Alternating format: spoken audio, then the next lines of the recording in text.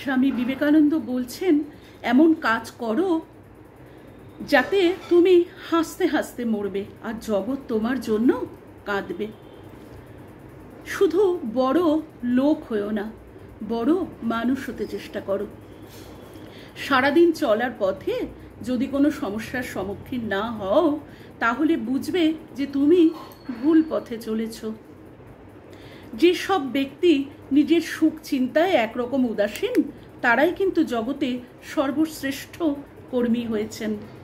পবিত্র ও নিঃস্বার্থ হতে চেষ্টা করো, তারই মধ্যে রয়েছে সমস্ত ধর্ম। ভাগ্য বলে কিছুই নেই, যা আছে তা শুধুমাত্র কর্মের ফল, যা প্রত্যেকের চেষ্টা ও যত্নের ফলে কিন্তু গড়ে ওঠে।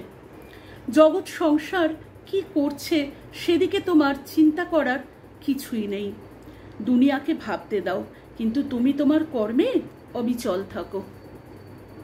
যখন তুমি ব্যস্ত থাকো তখন সব কিছুই কিন্তু তোমার কাছে সহজ বলে মনে হয়, আর যখন তুমি অলস হও তখন কিন্তু কোনো কিছুই সহজ বলে মনে হয় না। যার কথার চেয়ে কাজের পরিমাণ বেশি, সাফল্য কিন্তু তার কাছে এসে ধরা দেয়।